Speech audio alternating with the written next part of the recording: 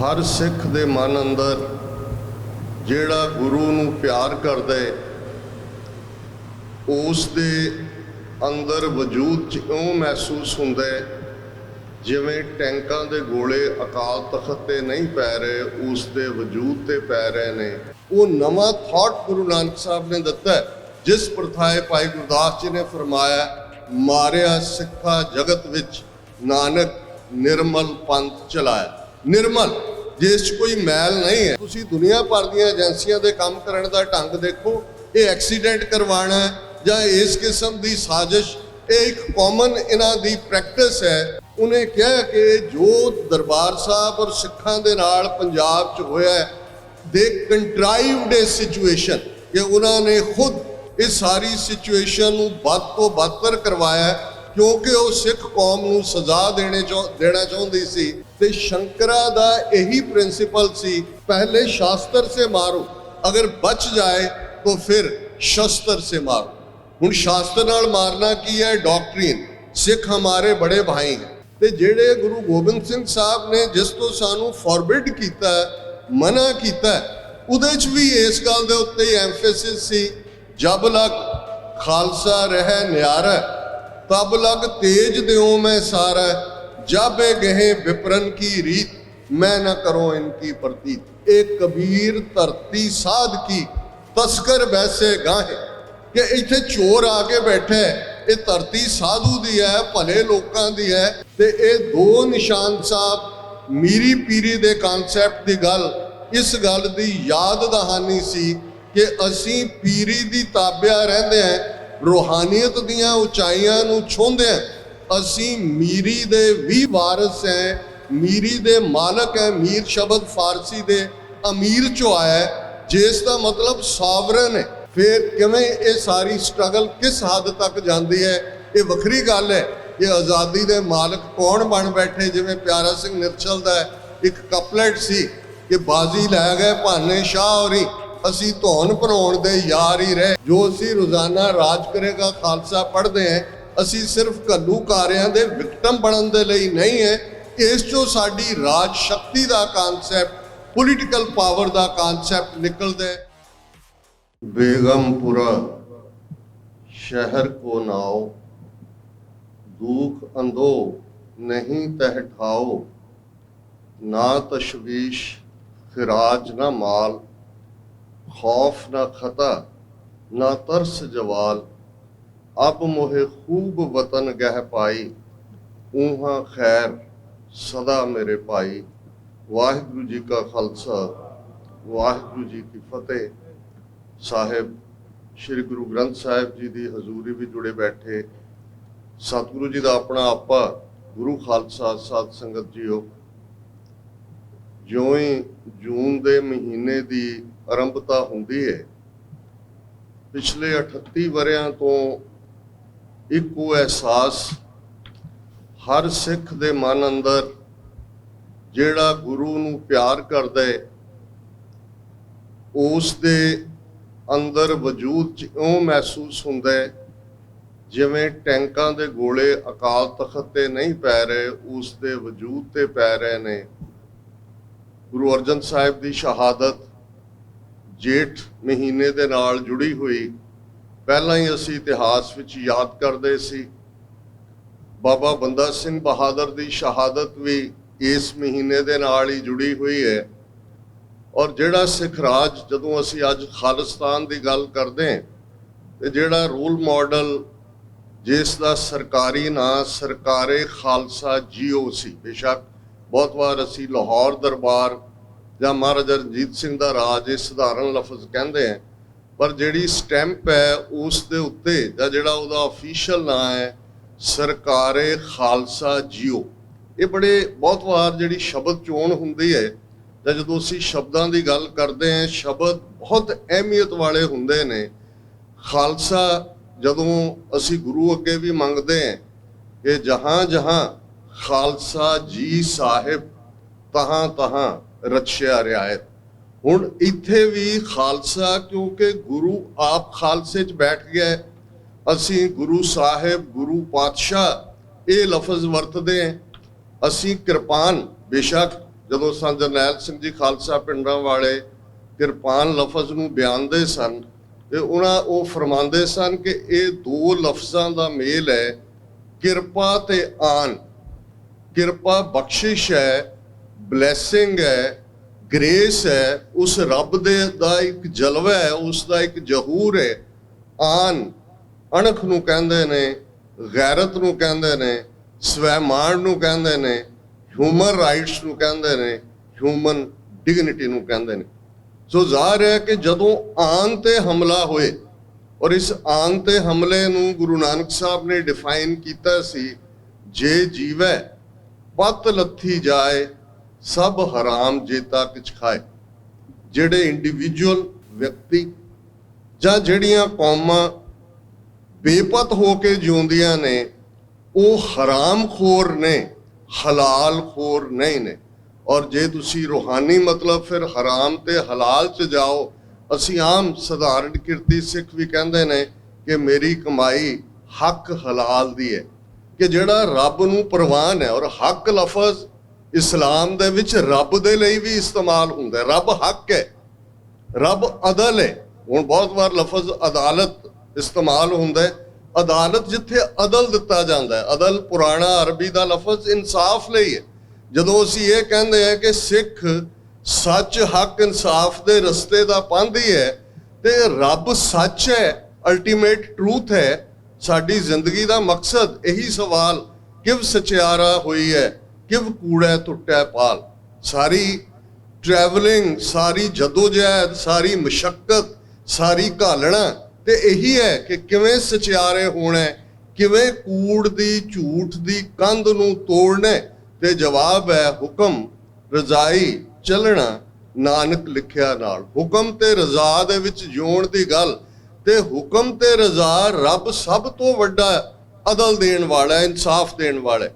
ਤੇ ਜਦੋਂ ਖਾਲਸਾ ਕਿਰਪਾਨ ਨੂੰ ਹੱਥ 'ਚ ਲੈਂਦਾ ਹੈ, ਉਹ ਆਨ ਉਹਦੇ ਸਾਹਮਣੇ ਜ਼ਖਮੀ ਹੋਈ ਹੁੰਦੀ ਹੈ, ਪਰ ਉਹਨੂੰ ਇਸ ਗੱਲ ਦਾ ਅਹਿਸਾਸ ਹੁੰਦਾ ਹੈ ਕਿ ਮੈਂ ਇਸ ਕਿਰਪਾਨ ਦਾ ਇਸਤੇਮਾਲ ਉਸ ਅਕਾਲ ਪੁਰਖ ਦੇ ਸਿਪਾਹ ਸਿਲਾਰ ਹੋਣ ਦੇ ਨਾਤੇ ਕਰ ਰਹੇ ਹਾਂ ਕਿ ਜਿਹੜੇ ਅਕਾਲ ਪੁਰਖ ਨੇ, ਖਾਲਸਾ ਅਕਾਲ ਪੁਰਖ ਕੀ ਫੌਜ, ਪ੍ਰਗਟਿਓ ਖਾਲਸਾ ਪਰਮਾਤਮ ਕੀ ਮੌਜ। ਹੁਣ ਮੌਜ ਲਫ਼ਜ਼ ਨੂੰ ਤੁਸੀਂ ਕਿਸੇ ਜ਼ਬਾਨ 'ਚ ਟਰਾਂਸਲੇਟ ਨਹੀਂ ਕਰ ਸਕਦੇ। ਰੱਬ ਦੀ ਮੌਜ ਹੈ ਇਹ ਸਾਰੀ ਕਾਇਨਾਤ, ਉਹਨੇ ਮੌਜ ਦੇ ਵਿੱਚ ਸਿਰਜ ਦਿੱਤੀ। ਉਹ ਮੌਜ 'ਚ ਆਂਦਾ, ਫਿਰ ਉਹ ਕਰ ਵੇਖਿਆ, ਉਹ ਜਿਣਸਦਾ ਹੈ, ਉਹ ਖੁਸ਼ ਹੁੰਦਾ ਹੈ, ਉਹ ਮੌਜ ਦੇ ਵਿੱਚ ਹੈ, ਉਹ ਮੌਜ ਦੇ ਵਿੱਚ ਆਇਆ। ਇਸ ਧਰਤੀ ਦੇ ਉੱਤੇ ਗੁਰੂ ਨਾਨਕ ਸਾਹਿਬ ਪ੍ਰਕਾਸ਼ਮਾਨ ਹੋਏ। ਉਹ ਨਵਾਂ ਥਾਟ ਗੁਰੂ ਨਾਨਕ ਸਾਹਿਬ ਨੇ ਦਿੱਤਾ, ਜਿਸ ਪ੍ਰਥਾਏ ਭਾਈ ਗੁਰਦਾਸ ਜੀ ਨੇ ਫਰਮਾਇਆ, ਮਾਰਿਆ ਸਿੱਖਾ ਜਗਤ ਵਿੱਚ ਨਾਨਕ ਨਿਰਮਲ ਪੰਥ ਚਲਾਇਆ। ਨਿਰਮਲ, ਜਿਸ 'ਚ ਕੋਈ ਮੈਲ ਨਹੀਂ ਹੈ। ਮੈਂ ਪਿਛਲੇ ਦਿਨਾਂ 'ਚ TV 84 ਦੇ ਪ੍ਰੋਗਰਾਮ 'ਚ ਜਦੋਂ ਘੱਲੂਘਾਰੇ ਨੂੰ ਐਡਰੈਸ ਕਰ ਰਹੇ ਸੀ, ਤੇ ਅਫਜ਼ਲ ਅਹਿਸਨ ਰੰਧਾਵਾ ਪਾਕਿਸਤਾਨ ਬੇਸਡ ਪੰਜਾਬੀ ਦੇ ਸ਼ਾਇਰ ਜਿਹੜੇ ਹੁਣ ਇਸ ਦੁਨੀਆ ਤੋਂ ਜਾ ਚੁੱਕੇ ਨੇ, ਉਹਨਾਂ ਨੇ 9 ਜੂਨ ਨੂੰ, ਔਰ ਉਹ ਆਪ ਜਦੋਂ ਪੰਜਾਬੀ ਯੂਨੀਵਰਸਿਟੀ ਪਟਿਆਲਾ 'ਚ ਆਇਆ, ਉਹਨਾਂ ਨੇ ਰੋ ਕੇ ਉਹੀ ਨਜ਼ਮ ਸੁਣਾਈ। ਔਰ ਉਸ ਨਜ਼ਮ ਦਾ ਉਨਵਾਨ ਜਾਂ ਸਿਰਲੇਖ ਉਹਨਾਂ ਨੇ ਦਿੱਤਾ, ਓੜਕ ਮੁੱਕੇਗੀ ਇਹ ਰਾਤ। ਕਿ ਜਿਹੜੀ ਰਾਤ ਘੱਲੂਘਾਰੇ ਦੇ ਨਾਲ, ਇਹ ਹਨੇਰੀ ਰਾਤ, ਜੇ ਸ਼ਾਇਦ ਬਹੁਤਿਆਂ ਨੂੰ ਲੱਗਦਾ ਸੀ ਕਿ ਇਹ ਐਸੀ ਇੱਕ ਹਨੇਰੀ ਟਨਲ ਹੈ ਜਿਸ ਦੇ ਦੂਸਰੇ ਸਿਰੇ ਤੇ ਕੋਈ ਰੌਸ਼ਨੀ ਨਹੀਂ ਹੈ, ਤੇ ਉਹ ਕਹਿੰਦੇ ਨੇ ਓੜਕ ਮੁੱਕੇਗੀ ਇਹ ਰਾਤ ਮੁੱਕੇਗੀ। ਲੇਕਿਨ ਜਦੋਂ ਉਹ ਅਕਾਲ ਤਖਤ ਦੇ ਡਿਫੈਂਡਰਸ ਦੀ ਗੱਲ ਕਰਦੇ ਨੇ, ਤੇ ਉਹ ਕਹਿੰਦੇ ਨੇ ਮੇਰਾ ਵੀਰ ਬਹਾਦਰ ਸੂਰਮਾ, ਜਰਨੈਲਾਂ ਦਾ ਜਰਨੈਲ, ਉਸ ਮੌਤ ਵਿਆਹੀ ਹੱਸ ਕੇ ਉਸ ਦੇ ਦਿਲ ਤੇ ਰਤੀ ਨਾ ਮੈਲ। ਹੁਣ ਤੁਸੀਂ ਖਾਲਸੇ ਦੇ ਨਿਰਮਲ ਹੋਣ ਦੀ ਗੱਲ ਅਸੀਂ ਕਰਦੇ, ਤੇ ਅਸੀਂ ਉਹਨਾਂ ਆਦਰਸ਼ ਸਿੰਘਾਂ ਦੀ, ਸੰਤ ਜਰਨੈਲ ਸਿੰਘ ਜੀ ਖਾਲਸਾ ਪਿੰਡਰਾਂ ਵਾਲੇ, ਜਨਰਲ ਸੁਬੇਗ ਸਿੰਘ, ਭਾਈ ਅਮਰੀਕ ਸਿੰਘ, ਔਰ ਉਹਨਾਂ ਦੇ ਸਾਥੀ ਉਹ ਸਿੰਘ ਜਿਨ੍ਹਾਂ ਨੇ 72 ਘੰਟੇ, ਜਦੋਂ ਅਸੀਂ ਘੱਲੂਘਾਰਾ 84 ਦੀ ਗੱਲ ਕਰਦੇ ਹਾਂ, ਇਸ ਦੇ 2 ਚੈਪਟਰ ਨੇ। ਇੱਕ ਪਾਸੇ ਸਰਕਾਰ ਦੀ ਸਾਜ਼ਿਸ਼ ਹੈ, ਸਰਕਾਰ ਦੀ ਨੀਤੀ ਹੈ। ਕ੍ਰਿਮੀਨਲ ਟ੍ਰਾਈਬ ਐਲਾਨਣ ਤੋਂ ਬਾਅਦ ਜਿਵੇਂ ਉਹਨਾਂ ਨੇ 37 ਵਰੇ 1984 ਤੱਕ ਪਹੁੰਚਦਿਆਂ ਜੋ ਕੀਤਾ, ਔਰ ਬਾਅਦ 'ਚ 80ਵਿਆਂ 'ਚ ਇੰਦਰਾ ਗਾਂਧੀ ਨੇ ਕਿਵੇਂ ਇਸ ਨੂੰ ਪਲਾਨ ਕੀਤਾ, ਇਹ ਕੋਈ ਛੋਟੀ ਸਾਜ਼ਿਸ਼ ਨਹੀਂ ਹੈ। ਫਰਵਰੀ 1984 ਦੇ ਵਿੱਚ ਇੰਦਰਾ ਗਾਂਧੀ ਇੰਗਲੈਂਡ ਦੀ ਪ੍ਰਾਈਮ ਮਿਨਿਸਟਰ ਮਾਰਗਰੇਟ ਥੈਚਰ ਨੂੰ ਚਿੱਠੀ ਲਿਖਦੀ ਹੈ, ਕਿਉਂਕਿ ਅਮਰੀਕਾ ਜਾਂ ਪੱਛਮੀ ਮੁਲਕਾਂ ਦੇ ਵਿੱਚ ਇੱਕ ਰਵਾਇਤ ਹੈ ਕਿ ਜਿਹੜੇ ਕਲਾਸੀਫਾਈਡ ਡਾਕੂਮੈਂਟ ਹੁੰਦੇ ਨੇ, ਜਿਹੜੀਆਂ ਅੰਦਰੂਨੀ ਨੀਤੀਆਂ ਬਣਾਈਆਂ ਹੁੰਦੀਆਂ ਨੇ, ਉਹ 25 ਸਾਲ ਬਾਅਦ ਡੀਕਲਾਸੀਫਾਈ ਕਰ ਦਿੱਤੇ ਜਾਂਦੇ ਨੇ, ਕਿ ਉਹ ਜਨਤਕ ਕਰ ਦਿੱਤੇ ਜਾਂਦੇ ਨੇ। ਹੁਣ ਇਹ ਜਿਹੜੀ ਗੱਲ ਮੈਂ ਕਹਿ ਰਿਹਾ, ਇਹ ਜਦੋਂ ਇੰਗਲੈਂਡ ਦੇ ਉਸ ਮਹਿਕਮੇ ਨੇ ਡੀਕਲਾਸੀਫਾਈ ਕੀਤਾ ਉਹਨਾਂ ਡਾਕੂਮੈਂਟਸ ਨੂੰ, ਤੇ ਇਹ ਗੱਲ ਸਾਹਮਣੇ ਆਈ ਕਿ ਫਰਵਰੀ 1984 ਚ ਇੰਦਰਾ ਗਾਂਧੀ ਨੇ ਮਾਰਗਰੇਟ ਥੈਚਰ ਨੂੰ ਲਿਖਿਆ, ਇਹ ਸਾਰੀ ਦਰਬਾਰ ਸਾਹਿਬ ਦੇ ਬਾਰੇ ਮਦਦ ਮੰਗੀ, ਔਰ MI6 ਜਿਹੜੀ ਉਹਨਾਂ ਦੀ ਸਪਾਈ ਏਜੰਸੀ ਹੈ UK ਦੀ, ਉਹਨਾਂ ਦੇ 2 ਸਪੈਸ਼ਲ ਆਫੀਸਰਸ ਇੰਡੀਆ ਗਏ, ਦਰਬਾਰ ਸਾਹਿਬ ਉਹਨਾਂ ਨੇ ਰੇਕੀ ਕੀਤੀ, ਉਹਨਾਂ ਦੀ ਕੀ ਰਿਕਮੈਂਡੇਸ਼ਨ। ਔਰ ਇਸ ਵੇਲੇ UK ਦੇ ਵਿੱਚ ਇੱਕ ਵੱਡੀ ਮੰਗ ਸਿੱਖਾਂ ਵੱਲੋਂ ਹੈ ਕਿ ਇੱਕ ਟਰੂਥ ਕਮਿਸ਼ਨ ਬਣਾਇਆ ਜਾਏ, ਕਿਉਂਕਿ ਜਿਉਂ ਹੀ ਇਹ ਗੱਲ ਸਾਹਮਣੇ ਆਈ, ਇਸ ਦੇ ਉੱਤੇ ਚਰਚਾ ਸ਼ੁਰੂ ਹੋਈ। ਗਵਰਨਮੈਂਟ ਨੇ ਜਿਹੜੇ ਬਾਕੀ ਡਾਕੂਮੈਂਟ ਡੀਕਲਾਸੀਫਾਈ ਕੀਤੇ ਸੀ, ਉਹ ਵਾਪਸ ਉਹਨਾਂ ਨੇ ਕਲਾਸੀਫਾਈ ਕਰ ਦਿੱਤੇ। ਸੋ ਇਸ ਗੱਲ ਦਾ ਡਾਕੂਮੈਂਟਡ ਸਬੂਤ ਹੈ ਕਿ ਇੰਗਲੈਂਡ ਦੀ ਹਕੂਮਤ, ਉਹਨਾਂ ਦੀ ਇੰਟੈਲੀਜੈਂਸ ਏਜੰਸੀ ਇਸ ਦਾ ਹਿੱਸਾ ਸੀ। ਜਦੋਂ ਤੁਸੀਂ ਹੁਣ ਤਾਂ ਉਹ ਸਾਰੀ 72 ਘੰਟੇ ਦੀ ਲੜਾਈ, ਜਿਸ ਨੂੰ Mark Tully, Satish Jacob, Mark Tully BBC ਦਾ ਬਿਊਰੋ ਚੀਫ ਸੀ ਇੰਡੀਆ ਦੇ ਵਿੱਚ, ਔਰ ਇਹ ਪਹਿਲੀ ਕਿਤਾਬ ਆਈ। ਹੁਣ ਇਸ ਵੇਲੇ 200 ਤੋਂ ਜ਼ਿਆਦਾ ਕਿਤਾਬਾਂ ਦਰਬਾਰ ਸਾਹਿਬ ਤੇ ਹਮਲੇ ਨਾਲ ਸੰਬੰਧਿਤ ਤੇ ਉਹਦੀ ਸਰਾਊਂਡਿੰਗ ਨਾਲ ਸੰਬੰਧਿਤ ਸਾਹਮਣੇ ਆਈਆਂ ਨੇ। ਪਿਛਲੇ ਦਿਨਾਂ 'ਚ ਹੀ, ਪਿਛਲੇ ਮਹੀਨਿਆਂ 'ਚ ਇੱਕ ਕਿਤਾਬ ਮਿਸਟਰ BD ਪਾਂਡੇ, ਜਿਹੜਾ ਅਕਤੂਬਰ 1983 ਚ ਪੰਜਾਬ ਦਾ ਗਵਰਨਰ ਲਾਇਆ ਜਾਂਦਾ ਇੰਦਰਾ ਗਾਂਧੀ ਵੱਲੋਂ, ਸੀਨੀਅਰ ICS ਬਿਊਰੋਕਰੈਟ ਹੈ, 1930s ਦੇ ਬੈਚ ਦਾ, ਤੇ ਉਹ 27 ਜੂਨ 1984 ਨੂੰ ਰਿਜ਼ਾਈਨ ਕਰਕੇ ਚਲਾ ਜਾਂਦਾ ਹੈ। ਉਹ ਆਪਣੇ ਮੈਮੋਇਰਸ ਲਿਖਦਾ ਹੈ, ਆਪਣੀ ਡਾਟਰ ਨੂੰ ਕਹਿੰਦਾ ਵੀ ਮੇਰੇ ਮਰਨ ਤੋਂ 10 ਸਾਲ ਬਾਅਦ ਇਹਨੂੰ ਪ੍ਰਕਾਸ਼ਿਤ ਕਰਨਾ ਹੈ। ਉਹਨੇ ਸ਼ਾਇਦ 15 ਜਾਂ ਕਿੰਨੇ ਸਾਲ ਤੋਂ 92 ਸਾਲ ਦਾ ਹੋ ਕੇ ਮਰਿਆ। ਉਹ ਕਿਤਾਬ 2 ਮਹੀਨੇ ਪਹਿਲੇ ਮਾਰਕੀਟ 'ਚ ਆਈ ਹੈ। ਉਸ ਦੇ ਵਿੱਚ ਉਹ ਕਹਿੰਦਾ, ਔਰ ਇਹ ਕਈ ਵਾਰ ਜਿਹੜੇ ਲੋਕ ਕਿਸੇ ਜ਼ਬਰ ਦੀ ਮਸ਼ੀਨਰੀ ਦਾ ਸ਼ਿਕਾਰ ਹੁੰਦੇ ਨੇ, ਉਹਨਾਂ ਦੇ ਜ਼ਿਹਨ ਦੇ ਉੱਤੇ ਬੋਝ ਵੀ ਹੁੰਦਾ ਹੈ, ਉਹ ਬੋਝ ਕੈਰੀ ਕਰ ਰਹੇ ਹੁੰਦੇ ਨੇ। ਗਿਆਨੀ ਜ਼ੈਲ ਸਿੰਘ ਬਾਰੇ ਵੀ ਇਹ ਕਿਹਾ ਜਾਂਦਾ, ਜਦੋਂ ਪ੍ਰੈਜ਼ੀਡੈਂਟ ਤੋਂ ਖਤਮ ਹੋਈ ਉਹਦੀ ਟਰਮ, ਤੇ ਉਹਨੇ ਕਿਹਾ ਸੀ ਕਿ ਵੀ ਮੈਂ ਆਪਣੇ ਮੈਮੋਇਰ ਲਿਖਾਂਗਾ। ਉਹਨੇ ਕਿਸੇ ਨੂੰ ਇੰਪਲੋਏ ਵੀ ਕੀਤਾ, ਸ਼ਾਇਦ ਕੋਈ ਹਕੀਕਤ ਉਹ ਬਿਆਨਣਾ ਚਾਹੁੰਦਾ ਸੀ। ਪਰ ਤੁਹਾਨੂੰ ਯਾਦ ਹੋਏਗਾ, ਅੱਜ ਜਦੋਂ ਅਸੀਂ ਦੀਪ ਸਿੱਧੂ ਦਾ ਇੱਕ ਐਕਸੀਡੈਂਟ ਦੇ ਬਹਾਨੇ ਮਾਰਿਆ ਜਾਣਾ ਦੇਖਦੇ ਹਾਂ, ਜਾਂ ਜਿਵੇਂ ਸਿੱਧੂ ਮੂਸੇਵਾਲੇ ਨੂੰ ਜਿਸ ਸਾਜ਼ਿਸ਼ ਦੇ ਨਾਲ ਕਤਲ ਕੀਤਾ ਗਿਆ, ਤੇ ਇਸ ਗੱਲ ਦਾ ਧਿਆਨ ਰਹੇ ਕਿ ਗਿਆਨੀ ਜ਼ੈਲ ਸਿੰਘ ਤਖਤ ਸ੍ਰੀ ਕੇਸਗੜ੍ਹ ਸਾਹਿਬ ਦਰਸ਼ਨ ਕਰਕੇ ਵਾਪਸ ਜਾ ਰਿਹਾ ਚੰਡੀਗੜ੍ਹ ਨੂੰ, ਰਾਹ ਦੇ ਵਿੱਚ ਟਰੱਕ ਮਾਰਿਆ ਜਾਂਦਾ ਹੈ, ਉਸ ਦੇ ਵਿੱਚ ਉਹ 5-7 ਦਿਨ ਤੜਫਦਾ PGI 'ਚ ਪਿਆ ਮਰ ਜਾਂਦਾ ਹੈ। ਤੇ ਇੱਕ ਚੈਪਟਰ ਜਿਹੜਾ ਬਾਹਰ ਆ ਸਕਦਾ ਸੀ ਹਕੀਕਤ ਦਾ, ਇਹ ਤੁਸੀਂ ਦੁਨੀਆ ਭਰ ਦੀਆਂ ਏਜੰਸੀਆਂ ਦੇ ਕੰਮ ਕਰਨ ਦਾ ਢੰਗ ਦੇਖੋ। ਇਹ ਐਕਸੀਡੈਂਟ ਕਰਵਾਉਣਾ ਜਾਂ ਇਸ ਕਿਸਮ ਦੀ ਸਾਜ਼ਿਸ਼, ਇਹ ਇੱਕ ਕਾਮਨ ਇਹਨਾਂ ਦੀ ਪ੍ਰੈਕਟਿਸ ਹੈ। ਪਰ BD ਪਾਂਡੇ ਨੇ ਜੋ ਕਿਹਾ, ਉਹਦੀ ਡਾਟਰ ਨੇ ਉਸ ਕਿਤਾਬ 'ਚ ਪਬਲਿਸ਼ ਕੀਤਾ ਹੈ। ਉਹਨੇ ਕਿਹਾ ਕਿ ਜੋ ਦਰਬਾਰ ਸਾਹਿਬ ਔਰ ਸਿੱਖਾਂ ਦੇ ਨਾਲ ਪੰਜਾਬ 'ਚ ਹੋਇਆ, ਦੇ ਕੰਟਰਾਈਵਡ ਏ ਸਿਚੁਏਸ਼ਨ, ਕਿ ਉਹਨਾਂ ਨੇ ਖੁਦ ਇਸ ਸਾਰੀ ਸਿਚੁਏਸ਼ਨ ਨੂੰ ਵੱਧ ਤੋਂ ਬਦਤਰ ਕਰਵਾਇਆ, ਕਿਉਂਕਿ ਉਹ ਸਿੱਖ ਕੌਮ ਨੂੰ ਸਜ਼ਾ ਦੇਣਾ ਚਾਹੁੰਦੀ ਸੀ। ਉਸ ਦੇ ਸਾਹਮਣੇ ਐਮਰਜੈਂਸੀ ਦੇ ਖਿਲਾਫ ਸਿੱਖਾਂ ਦੀ ਐਜੀਟੇਸ਼ਨ ਦੀ ਗੱਲ ਸੀ।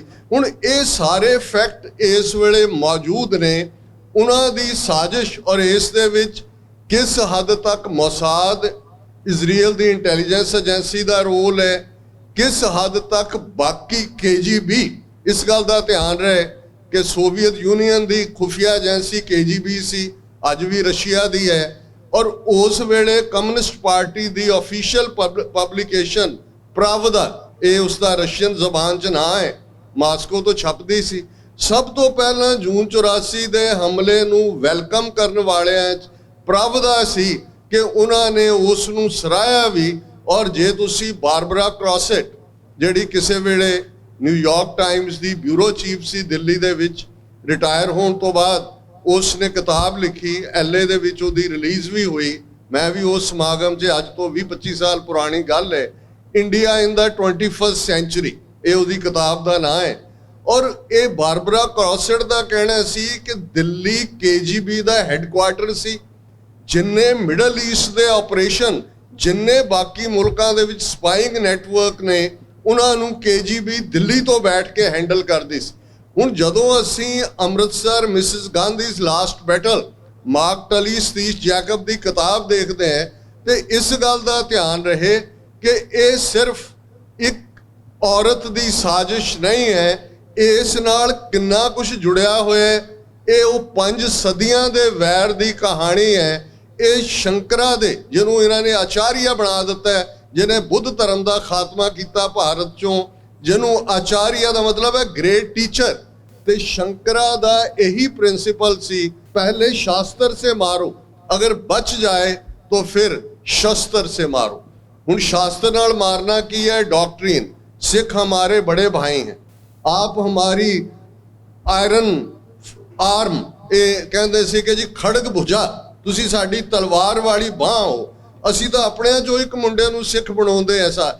ਇਹ ਸਾਰਾ ਨੈਰੇਟਿਵ ਸਿਰਜਣ ਵਾਲੇ ਇਹ ਸਮਝਦੇ ਸੀ ਕਿ ਕਿਵੇਂ ਕੋਈ ਗੱਲ ਕਿਸੇ ਕਬੀਲੇ ਦੀ ਕਰ ਰਿਹਾ ਸੀ। ਉਹਨਾਂ ਨੇ ਕਿਹਾ ਜੀ ਇਹ ਉਸ ਕਬੀਲੇ ਦੀ ਇਹ ਰਵਾਇਤ ਹੈ ਕਿ ਜਿਹਨੂੰ ਮਾਰਨਾ ਹੁੰਦਾ ਹੈ ਉਹਦੇ ਨਾਲ ਆਪਣੀ ਧੀ ਦਾ ਰਿਸ਼ਤਾ ਕਰ ਦਿੰਦੇ ਨੇ ਤੇ ਫਿਰ ਉਹਨੂੰ ਮਾਰ ਦਿੰਦੇ ਨੇ। ਸੋ ਇਹ ਜਦੋਂ ਤੁਸੀਂ ਇਸ ਸਾਜ਼ਿਸ਼ੀ ਦਿਮਾਗ ਦੀ ਗੱਲ ਕਰਦੇ ਹੋ, ਸਾਜ਼ਿਸ਼ੀ ਵਿਚਾਰਧਾਰਾ ਦੀ ਗੱਲ ਕਰਦੇ ਹੋ, ਜਿਹਨੂੰ ਗੁਰੂ ਨਾਨਕ ਸਾਹਿਬ ਨੇ ਡਿਫਾਈਨ ਕੀਤਾ ਸੀ, ਮੱਥੇ ਟਿੱਕਾ, ਤੇੜ ਧੋਤੀ ਕਖਾਈ, ਹੱਥ ਛੁਰੀ ਜਗਤ ਕਸਾਈ, ਕਿ ਇਸ ਦੇ ਮੱਥੇ ਤੇ ਟਿੱਕਾ, ਤੇੜੀ ਦੇ ਕਖਾਈ ਅੰਦਾਜ਼ ਦੀ ਧੋਤੀ ਹੈ, ਪਰ ਇਹਦੇ ਹੱਥ ਵਿੱਚ ਛੁਰੀ ਹੈ। ਇਹ ਬੁੱਚਰ ਆਫ ਦਾ ਵਰਲਡ ਹੈ, ਜਗਤ ਦਾ ਕਸਾਈ ਹੈ। ਔਰ ਜੇ ਅਸੀਂ ਇਹ ਸਾਰੇ ਵਰਤਾਰੇ ਨੂੰ ਜੋ ਪਿਛਲੇ 75 ਵਰਿਆਂ 'ਚ ਇਨ ਜਨਰਲ ਔਰ ਇਨ 38 ਸਾਲਾਂ 'ਚ ਇਨ ਪਾਰਟਿਕੂਲਰ ਵਾਪਰਿਆ ਦੇਖੀਏ ਤੇ ਫਿਰ ਇਸ ਗੱਲ ਦੇ ਲਈ ਕਿਤੇ ਨਾ ਕਿਤੇ ਸਾਡੀ 47 ਦੌਰ ਦੀ ਲੀਡਰਸ਼ਿਪ, ਜੇ ਗੁਰੂ ਨਾਨਕ ਸਾਹਿਬ ਨੇ ਐਨਮੀ ਡਿਫਾਈਨ ਕੀਤਾ ਤੇ ਜਿਹੜੇ ਗੁਰੂ ਗੋਬਿੰਦ ਸਿੰਘ ਸਾਹਿਬ ਨੇ ਜਿਸ ਤੋਂ ਸਾਨੂੰ ਫੋਰਬਿਡ ਕੀਤਾ, ਮਨਾ ਕੀਤਾ, ਉਹਦੇ 'ਚ ਵੀ ਇਸ ਗੱਲ ਦੇ ਉੱਤੇ ਹੀ ਐਮਫੈਸਿਸ ਸੀ, ਜਬ ਲਗ ਖਾਲਸਾ ਰਹਿ ਨਿਆਰਾ, ਤਬ ਲਗ ਤੇਜ ਦਿਓ ਮੈਂ ਸਾਰਾ, ਜਬ ਇਹ ਗਹਿ ਵਿਪਰਨ ਕੀ ਰੀਤ, ਮੈਂ ਨਾ ਕਰੋ ਇਨਕੀ ਪ੍ਰਤੀਤ। ਕਿ ਜਦੋਂ ਤੱਕ ਖਾਲਸੇ ਦਾ ਨਿਆਰਾਪਨ ਕਾਇਮ ਹੈ, ਮੇਰਾ ਸਾਰਾ ਤੇਜ, ਮੇਰੀ ਸਾਰੀ ਤਾਕਤ, ਮੇਰਾ ਸਾਰਾ ਗ੍ਰੈਂਡਿਓਰ, ਮੇਰਾ ਸਾਰਾ ਔ ਖਾਲਸੇ ਦੇ ਕੋਲ ਹੈ। ਕਿਉਂਕਿ ਖਾਲਸੇ 'ਚ ਗੁਰੂ ਆਪ ਬੈਠੇ ਨੇ। ਖਾਲਸਾ ਮੇਰੋ ਸਤਿਗੁਰ ਪੂਰਾ, ਖਾਲਸਾ ਮੇਰੋ ਸੱਜਣ ਸੂਰਾ, ਖਾਲਸਾ ਮੇਰੀ ਜਾਨ ਕੀ ਜਾਨ, ਖਾਲਸਾ ਮੇਰੋ ਪ੍ਰਾਨ ਕੋ ਪ੍ਰਾਨ, ਖਾਲਸਾ ਮੇਰੋ ਮੈਂ ਖਾਲਸੇ ਕਾ ਓਤ ਪੋਤ ਸਾਗਰ ਬੁੰਦੇਰੋ। ਜਿਵੇਂ ਸਮੁੰਦਰ ਦੇ ਵਿੱਚ ਪਾਣੀ ਦੀਆਂ ਬੂੰਦਾਂ ਇੱਕ ਦੂਸਰੇ ਵਿੱਚ ਓਤ-ਪੋਤ ਹੁੰਦੀਆਂ ਨੇ, ਇਵੇਂ ਹੀ ਮੈਂ ਖਾਲਸੇ ਦੇ ਵਿੱਚ ਹੈ। ਪਰ ਖਾਲਸੇ ਨੂੰ ਫੋਰਬਿਡ ਕੀਤਾ ਕਿ ਜੇ ਵਿਪਰ ਦੇ ਰਸਤੇ ਤੇ ਤੁਰੇ, ਬ੍ਰਾਹਮਣਵਾਦ ਦੀ ਆਈਡੀਓਲੋਜੀ ਵਾਲੇ ਕਰਮ ਕਾਂਡ ਦੇ ਵਿੱਚ ਫਸ ਗਏ, ਫਿਰ ਖਵਾਰ ਹੋਵੋਗੇ, ਮੇਰਾ ਫਿਰ ਤੁਹਾਡੇ ਨਾਲ ਕੋਈ ਸਬੰਧ ਨਹੀਂ ਹੈ। 47 'ਚ ਅਸੀਂ ਵਿਪਰ ਦੇ ਨਾਲ ਸਾਂਝ ਪਾਈ ਤੇ ਫਿਰ ਵੈਰੀਆਂ ਕੱਢ ਵਿਖਾਲਿਆ। 5 ਸਦੀਆਂ ਦਾ ਵੈਰ ਘੱਲੂਘਾਰੇ ਦੇ ਇਹਨਾਂ ਦਿਨਾਂ 'ਚੋਂ ਅਸੀਂ ਗੁਜ਼ਰ ਰਹੇ। ਪਰ ਇਸ ਗੱਲ ਦਾ ਧਿਆਨ ਰਹੇ, ਜਿਵੇਂ ਮੈਂ ਕੱਲ ਵੀ ਕਿਹਾ ਸੀ ਕਿ ਸਫ਼ਰ ਜਿਹੜਾ ਕਰਾਊਨ ਤੱਕ ਪਹੁੰਚਣ ਲਈ ਫਰੋਮ ਕ੍ਰਾਸ ਟੂ ਕਰਾਊਨ ਹੁੰਦਾ। ਜੇ ਤੁਸੀਂ ਤਖਤ ਤੇ ਆਣਾ ਤੇ ਤਖਤੇ 'ਚੋਂ ਗੁਜ਼ਰਦੇ ਹੋ ਤੇ ਤਖਤਾ ਆਪਣੇ ਆਪ ਦੇ ਵਿੱਚ ਅੱਧੀ ਕਹਾਣੀ ਹੁੰਦਾ, ਫਿਰ ਤੁਹਾਡੀ ਤਖਤ ਦੀ ਮੰਜ਼ਿਲ ਸ਼ੁਰੂ ਹੁੰਦੀ, ਤੁਸੀਂ ਤਖਤ ਵੱਲ ਵੱਧਦੇ ਹੋ। ਔਰ ਇਹੀ ਕਾਰਨ ਸੀ ਕਿ ਜਦੋਂ ਅਸੀਂ ਇੱਕ ਸਦੀ ਉਹਨਾਂ ਘੱਲੂਘਾਰਿਆਂ ਦੇ ਦੌਰ 'ਚੋਂ 1699 ਤੋਂ 1799 ਤੱਕ ਅਸੀਂ ਪਹੁੰਚਦੇ ਹਾਂ ਔਰ ਖਾਲਸਾ ਰਾਜ ਕਾਇਮ ਹੁੰਦਾ, ਸਰਕਾਰੇ ਖਾਲਸਾ ਜਿਓ, ਜਿਸ ਦੀਆਂ ਹੱਦਾਂ ਚੀਨ ਦੇ ਨਾਲ ਲੱਗਦੀਆਂ ਨੇ। ਇਹ ਗਿਲਗਿਤ ਬਾਲਿਸਤਾਨ ਜਿਹੜੇ ਲਫ਼ਜ਼ ਤੁਸੀਂ ਅੱਜ ਸੁਣਦੇ ਹੋ, ਇਹ ਸਭ ਖਾਲਸਾ ਰਾਜ ਦਾ ਹਿੱਸਾ ਸਨ। ਇਧਰ ਦਰਾ ਖੈਬਰ, ਉਸ ਨਾਲ ਲੱਗਦਾ ਸਾਰਾ agency area, Orakzai, north Waziristan, south Waziristan, Bajaur, Khyber, ਇਹ ਸਾਰੇ ਖਾਲਸਾ ਰਾਜ ਦਾ ਹਿੱਸਾ ਸਨ। ਔਰ ਬੁੱਲੇ ਸ਼ਾਹ ਦੀ ਕਲਮ ਚੱਲੀ, ਬਾਬਾ ਬੁੱਲੇ ਸ਼ਾਹ ਨੇ ਕਿਹਾ, ਭੂਰਿਆਂ ਵਾਲੇ ਰਾਜੇ ਕੀਤੇ, ਮੁਗਲਾਂ ਜ਼ਹਿਰ ਪਿਆਲੇ ਪੀਤੇ। पर उस दे लई रिजॉल्व सी कि भाई हम पातशाही सतगुर देई हन्ने हन्ने लाए जै जै बह जमीन मल तह तह तख्त बनाए कि कला कला सिंह अज असी खालिस्तान का निशान साहब लहराण जा रहे। इस गल का ध्यान रहे बिना किसी बेमतलब जिहड़ी बहस दे विच पिया मीरी ते पीरी दे दो निशान साहब इस गल की याद दहानी सी असी पीरी दी ताबे जीवन का मकसद पई प्राप्त मानुख दे हुरिया गोबिंद मिलन की ये तेरी बरिया अवर काज तेरा किते नाकाम मिल साध संगत भज केवल नाम। ये जीवन का मनोरथ है। सफर साडा सच दा है, सफर साडा सच नूं समर्पित है।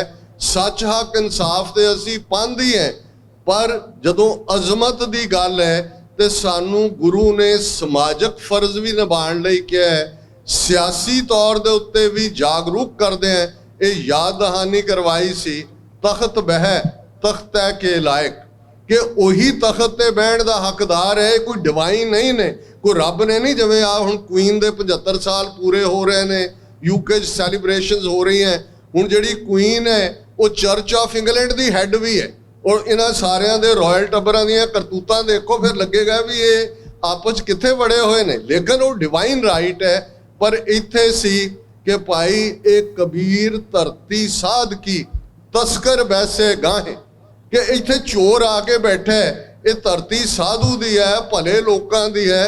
इस विच धरती थाप रखी धर्मसाल, ये धर्मसाल है जिथे धर्म कमाया जाने ते राज शक्ति का कॉन्सैप्ट जिन्होंने भगत रविदास जी ने ये फरमाया सी कि बेगमपुरा शहर को नाओ दूख अंदो नहीं तह ठाओ कि वो धरती जिथे कोई गम नहीं है उदा ना ही बेगमपुर है।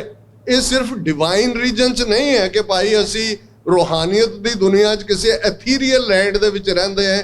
जो इमैजिन किया जा सकता है, जो रूहानी साडा निशाना है वो धरती दे उत्ते भी लागू हुंदा है कि इस किस्म का सिस्टम जिथे कोई दुख नहीं है, कोई अंदोह नहीं है, ना तशवीश खराज ना माल बेमतलब दे टैक्स नहीं ने, ना उत्थे कोई बेमतलब दी इंटैरोगेशन है, खौफ ना खता ना तरस जवाल।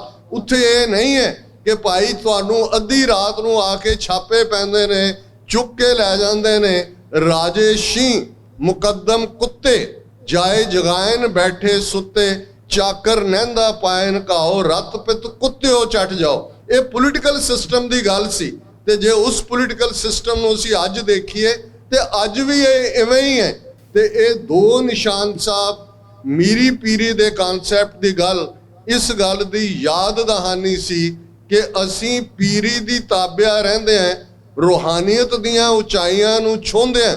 असीं मीरी दे भी वारिस हैं, मीरी दे मालक हैं। मीर शब्द फारसी दे अमीर चो आया है जिसका मतलब सॉवरन है।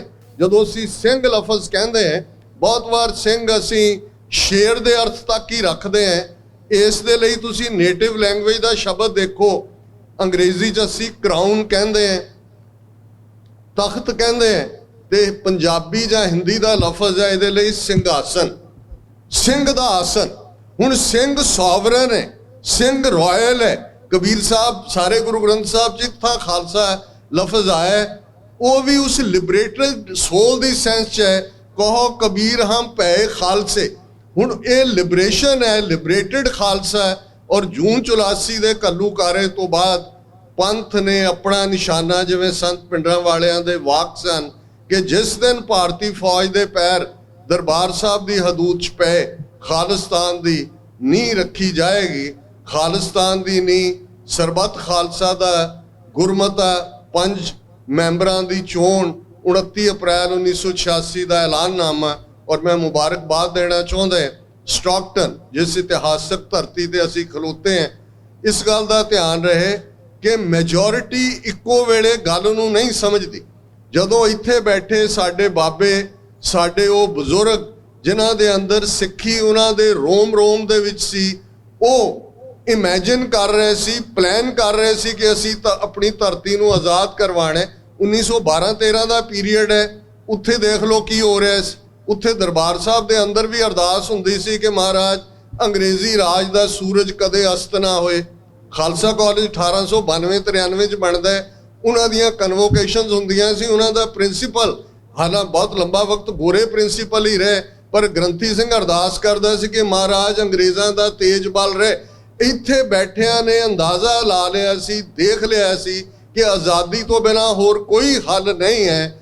ਅਲਟੀਮੇਟਲੀ ਬੇਸ਼ੱਕ ਪਹਿਲਾ ਅਟੈਂਪਟ ਕਾਮਯਾਬ ਨਹੀਂ ਹੋਇਆ, ਪਰ ਕਰਤਾਰ ਸਿੰਘ ਸਰਾਭੇ ਵਰਗਿਆਂ ਚੋਂ ਫਿਰ ਸ਼ਹੀਦ ਭਗਤ ਸਿੰਘ ਵਰਗੇ ਨਿਕਲੇ। ਫਿਰ ਕਿਵੇਂ ਇਹ ਸਾਰੀ ਸਟਰਗਲ ਕਿਸ ਹੱਦ ਤੱਕ ਜਾਂਦੀ ਹੈ, ਇਹ ਵੱਖਰੀ ਗੱਲ ਹੈ ਕਿ ਆਜ਼ਾਦੀ ਦੇ ਮਾਲਕ ਕੌਣ ਬਣ ਬੈਠੇ। ਜਿਵੇਂ ਪਿਆਰਾ ਸਿੰਘ ਨਿਰਚਲ ਦਾ ਇੱਕ ਕਪਲੇਟ ਸੀ ਕਿ ਬਾਜ਼ੀ ਲੈ ਗਏ ਭਾਨੇ ਸ਼ਾਹ ਹੋਰੀ, ਅਸੀਂ ਧੌਣ ਭਨਾਉਣ ਦੇ ਯਾਰ ਹੀ ਰਹੇ। ਤੇ ਅੱਜ ਅਗੇਨ ਉੱਥੇ ਅਮਰਿੰਦਰ ਕੀ ਕਹਿੰਦਾ ਹੈ, ਬਾਦਲ ਕੀ ਕਹਿੰਦਾ ਹੈ, ਉਹਨਾਂ ਦੇ ਥਾਪੇ ਜਥੇਦਾਰ ਕੀ ਕਹਿੰਦੇ ਨੇ, ਇਹਦੀ ਪਰਵਾਹ ਕਰਨ ਦੀ ਲੋੜ ਨਹੀਂ ਹੈ। ਅਲਟੀਮੇਟਲੀ ਖਾਲਿਸਤਾਨ ਦੀ ਕਾਇਮੀ ਲਈ 1.5 ਲੱਖ ਤੋਂ ਜ਼ਿਆਦਾ ਕੌਮ ਦੇ ਸਪੁੱਤਰ ਸਪੁੱਤਰੀਆਂ ਨੇ ਸ਼ਹੀਦੀ ਜਾਮ ਪੀਤੇ ਨੇ। ਤੁਸੀਂ ਬੜਾ ਰੈਵੋਲੂਸ਼ਨਰੀ ਸਟੈਪ ਲੈ ਰਹੇ ਹੋ। ਇਹ ਸਿੰਬੋਲਿਜ਼ਮ ਇੰਪੋਰਟੈਂਟ ਹੁੰਦਾ ਹੈ। ਨਿਸ਼ਾਨ ਸਾਹਿਬ ਦੁਨੀਆ ਭਰ ਦੇ ਅੰਦਰ ਕੌਮ ਦਾ ਜਿੱਥੋਂ ਸੂਰਜ ਚੜ੍ਹਦਾ ਹੈ ਈਸਟ ਦੇ ਵਿੱਚ, ਨਿਊਜ਼ੀਲੈਂਡ ਦੇ ਵਿੱਚ ਟੋਕੀਓ 'ਚ, ਉੱਥੇ ਵੀ ਨਿਸ਼ਾਨ ਸਾਹਿਬ ਝੂਲਦੇ ਨੇ। ਜਿੱਥੇ ਇਸ ਪਲੈਨਟ ਦੇ ਉੱਤੇ ਸੂਰਜ ਅਸਤ ਹੁੰਦਾ ਹੈ ਵੈਨਕੂਵਰ ਦੇ ਵਿੱਚ, ਉਸ ਏਰੀਏ 'ਚ ਉੱਥੇ ਵੀ ਨਿਸ਼ਾਨ ਸਾਹਿਬ ਝੂਲਦੇ ਨੇ। ਪਰ ਤੁਸੀਂ ਮੈਸੇਜ ਦੇ ਰਹੇ ਹੋ ਕਿ ਜੋ ਅਸੀਂ ਰੋਜ਼ਾਨਾ ਖਾਲਸਾ ਜੀ ਕੇ ਬੋਲ ਬਾਲੇ ਪੜ੍ਹਦੇ ਹਾਂ, ਜੋ ਅਸੀਂ ਰੋਜ਼ਾਨਾ ਰਾਜ ਕਰੇਗਾ ਖਾਲਸਾ ਪੜ੍ਹਦੇ ਹਾਂ, ਅਸੀਂ ਸਿਰਫ ਘੱਲੂਕਾਰਿਆਂ ਦੇ ਵਿਕਟਮ ਬਣਨ ਦੇ ਲਈ ਨਹੀਂ ਹੈ। ਇਸ 'ਚੋਂ ਸਾਡੀ ਰਾਜ ਸ਼ਕਤੀ ਦਾ ਕਾਨਸੈਪਟ, ਪੋਲੀਟੀਕਲ ਪਾਵਰ ਦਾ ਕਾਨਸੈਪਟ ਨਿਕਲਦਾ ਹੈ। ਖਾਲਿਸਤਾਨ ਇੱਕ ਹਕੀਕਤ ਹੈ। ਖਾਲਿਸਤਾਨ ਸਾਡੇ ਬੂਹੇ ਤੇ ਦਸਤਕ ਦੇ ਰਿਹਾ ਹੈ। ਬਹੁਤ ਸਾਰੇ ਲੈਵਲ ਦੇ ਉੱਤੇ ਐਫਰਟਸ ਹੋ ਰਹੇ ਨੇ। ਡਾਕਟਰ ਬਖਸ਼ੀਸ਼ ਸਿੰਘ ਦੀਵਾਨ 'ਚ ਬੈਠੇ ਨੇ। ਕਿਵੇਂ ਰੈਫਰੈਂਡਮ 2020 ਦੀ ਮੁਹਿੰਮ ਇੰਗਲੈਂਡ ਤੋਂ, ਇਟਲੀ ਤੋਂ, ਔਰ ਕਿਸ ਹੱਦ ਤੱਕ ਰਿਸਪੌਂਸ ਹੈ, ਦੁਸ਼ਮਣ ਦਾ ਰਿਐਕਸ਼ਨ ਕਿਵੇਂ ਹੈ, ਇਸ ਸਾਰੇ ਦੇ ਉੱਤੇ। ਸੋ ਸਾਨੂੰ ਘਬਰਾਉਣ ਦੀ ਲੋੜ ਨਹੀਂ। ਬਹੁਤ ਵਾਰ ਮੈਂ ਕੱਲ ਵੀ ਕਿਹਾ ਸੀ, ਅਸੀਂ ਸੈਲਫ ਕੰਡੈਮਨੇਸ਼ਨ ਜ਼ਿਆਦਾ ਕਰਦੇ ਹਾਂ। ਅਸੀਂ ਅੱਗੇ ਵੱਧ ਰਹੇ ਹਾਂ। ਦੁਸ਼ਮਣ ਬਹੁਤ ਚੰਗੀ ਤਰ੍ਹਾਂ ਸਮਝਦਾ ਹੈ ਕਿ ਖਾਲਿਸਤਾਨ ਇੱਕ ਹਕੀਕਤ ਬਣਨ ਜਾ ਰਿਹਾ ਹੈ। ਉਹਨਾਂ ਨੇ ਤਾਂ ਸਾਰੇ ਬਟਨ ਪ੍ਰੈਸ ਕੀਤੇ ਹੋਏ ਨੇ ਕਿ ਭਾਈ ਇਸ ਸਾਰੇ ਕਾਫਲੇ ਨੂੰ ਕਿਵੇਂ ਰੋਕਣਾ ਹੈ। ਔਰ ਸਤਿਗੁਰੂ ਰਹਿਮਤ ਕਰਨ ਕਿ ਇਹ ਜਿਹੜਾ ਅੱਜ ਇੱਕ ਬਹੁਤ ਵੱਡਾ ਸਿੰਬੋਲਿਜ਼ਮ, ਇੱਕ ਐਮਬੋਡੀਮੈਂਟ ਬਣ ਕੇ ਖਾਲਿਸਤਾਨ ਦਾ ਝੰਡਾ ਝੂਲਣ ਜਾ ਰਿਹਾ ਹੈ। ਇਹੀ ਰਵਾਇਤ ਸਾਨੂੰ ਯਾਦ ਦਹਾਨੀ ਕਰਵਾਏਗੀ ਕਿ ਇਸ ਧਰਤੀ ਤੋਂ ਹੀ ਗਦਰ ਦੀ ਆਵਾਜ਼ ਉੱਠੀ ਸੀ, ਆਜ਼ਾਦੀ ਦੀ ਗੱਲ ਅੱਗੇ ਤੁਰੀ ਸੀ। ਤੇ ਅਲਟੀਮੇਟਲੀ ਅਸੀਂ ਇਸੇ ਹੀ ਗੁਰੂ ਘਰ 'ਚ ਇੱਕ ਦਿਨ ਖਾਲਿਸਤਾਨ ਦੀ ਲਿਬਰੇਸ਼ਨ ਦਾ, ਖਾਲਿਸਤਾਨ ਦੀ ਕਾਇਮੀ ਦਾ ਵੀ ਜਸ਼ਨ ਮਨਾ ਰਹੇ ਹੋਵਾਂਗੇ। ਗੁਰੂ ਚਰਨਾਂ 'ਚ ਕਿਸੇ ਵੀ ਭੁੱਲ ਚੁੱਕ ਲਈ ਮੁਆਫੀ। ਵਾਹਿਗੁਰੂ ਜੀ ਕਾ ਖਾਲਸਾ, ਵਾਹਿਗੁਰੂ ਜੀ ਕੀ ਫਤਿਹ।